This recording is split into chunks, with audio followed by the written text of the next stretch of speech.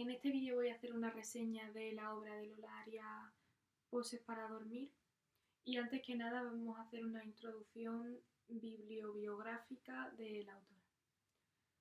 Lola Arias nace en Buenos Aires, en Argentina, en 1976 y es considerada una artista bastante polifacética porque no solo será autora de obras de teatro, sino también de poemarios, incluso directora de cine, performer, actriz, incluso también ha producido música. Entonces ella define el arte como una mezcla de otras artes y eso también será muy significativo en su literatura, ya que será muy ecléctica y no creo que se amolde especialmente a moldes muy específicos. Para conocer la obra de Lola Arias debemos saber también que es bastante comprometida políticamente, ya que le ha tocado vivir eventos bastante tumultuosos en su país en lo que respecta a la política. El mismo año que nació hubo un golpe de Estado en Argentina, así que eso será bastante característico para que entendamos cómo la política ha afectado a la niñez y a la juventud de esta autora. Su obra ha sido bastante aclamada por los críticos, ha presentado bastantes escritos suyos en muchos festivales de todo el mundo, su obra ha sido traducida a 7 idiomas y algunas de sus obras más importantes, aparte de la que vamos a comentar ahora, son por ejemplo El año en que nací y Melancolías y manifestaciones. Ahora vamos a centrarnos más en Poses para dormir y aquí os dejaré una ficha técnica.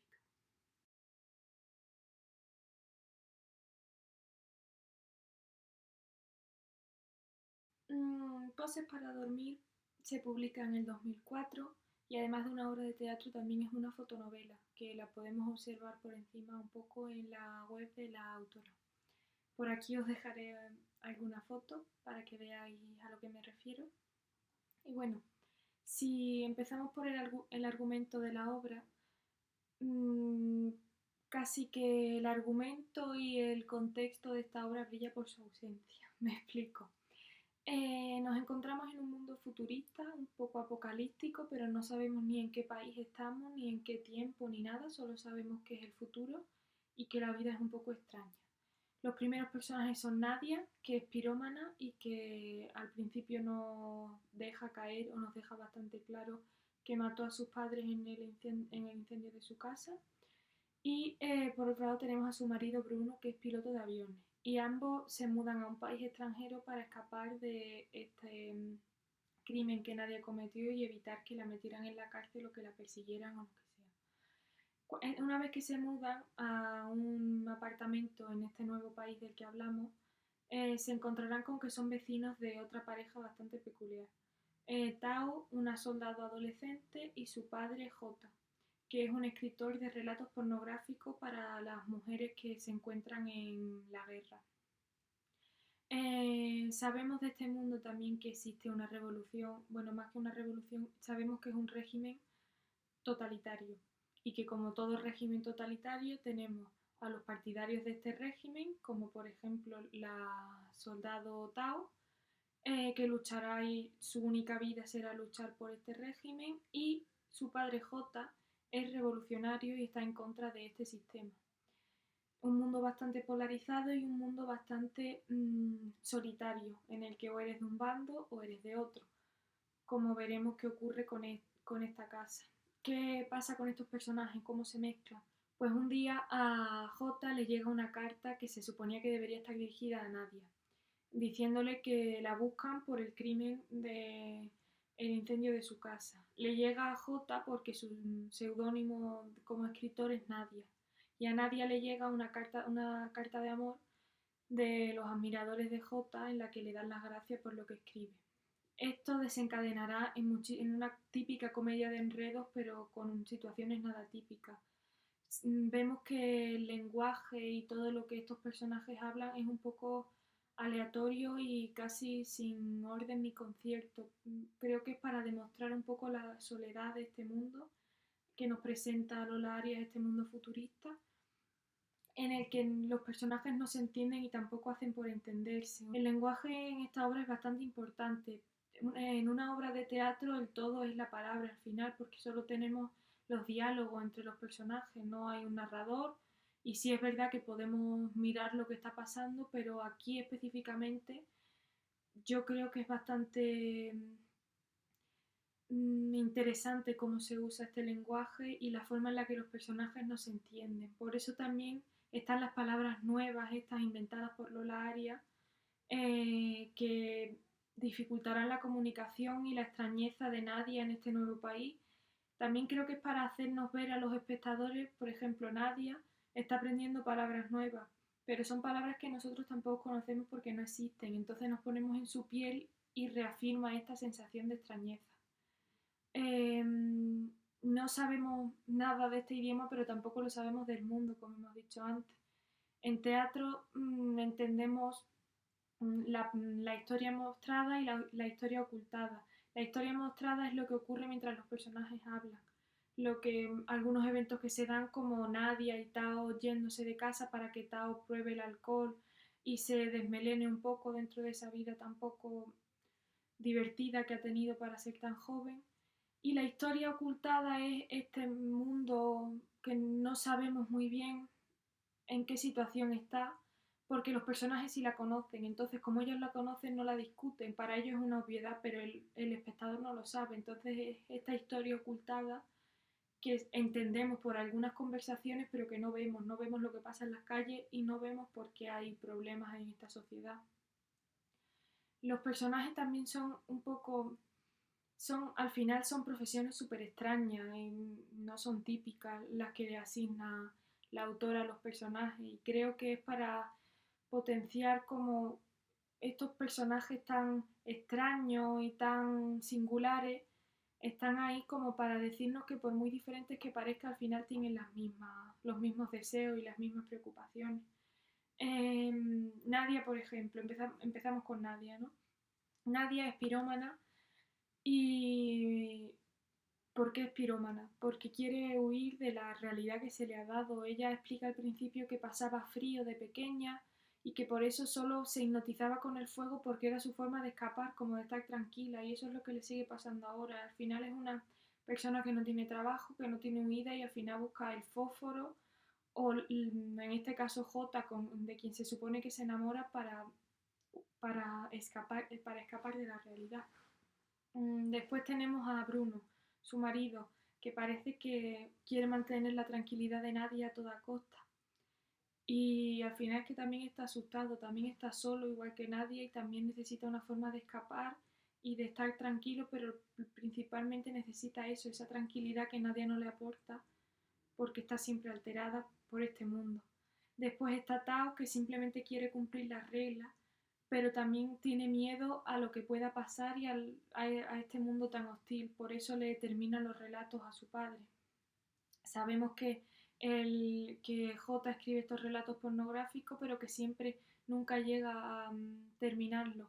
Por las noches es su hija la que se los termina y él siempre se va diciendo que es un mal escritor e intenta suicidarse prácticamente todos los días. Ahora vamos a hablar de los temas principales.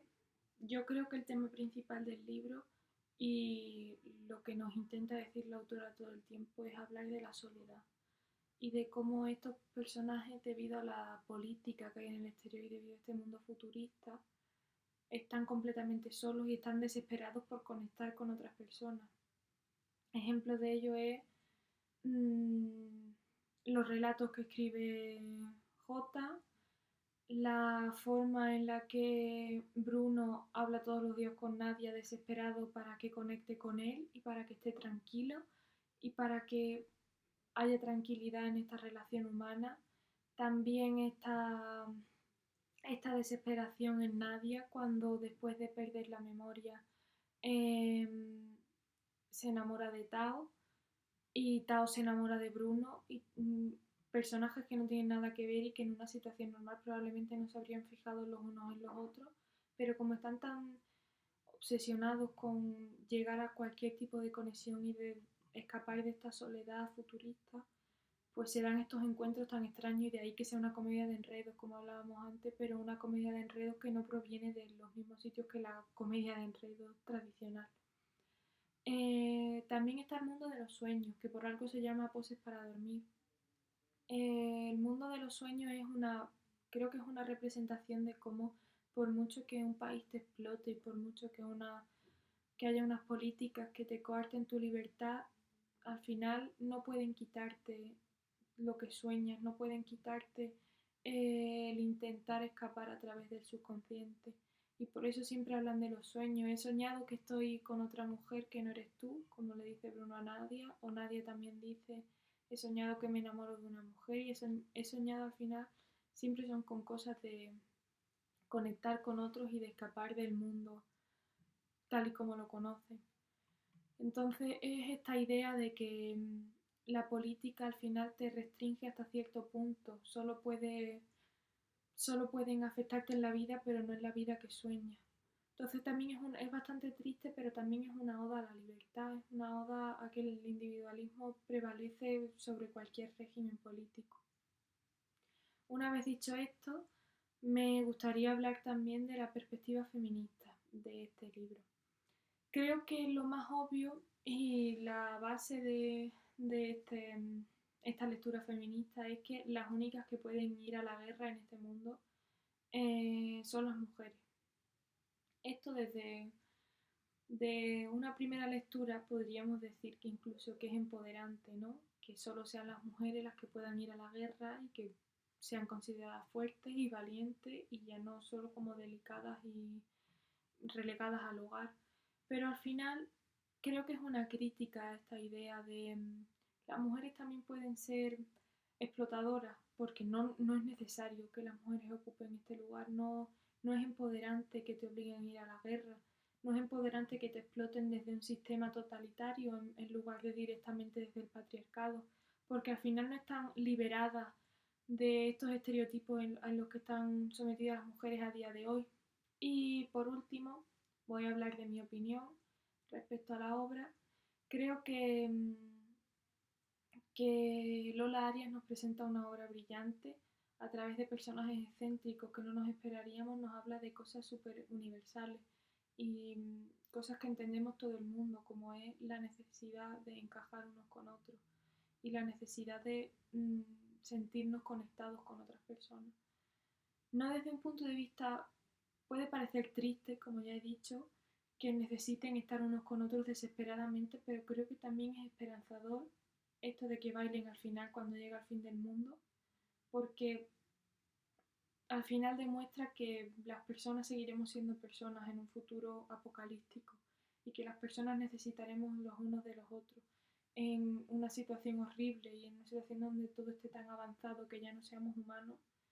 El capitalismo y los sistemas totalitarios pueden quitarte derechos activamente, pero no pueden quitarte nociones humanas básicas que todos tenemos y seguiremos teniendo. Así que esta creo que es una conclusión bastante interesante y bastante esperanzadora que nos aporta la autora. Esto es todo.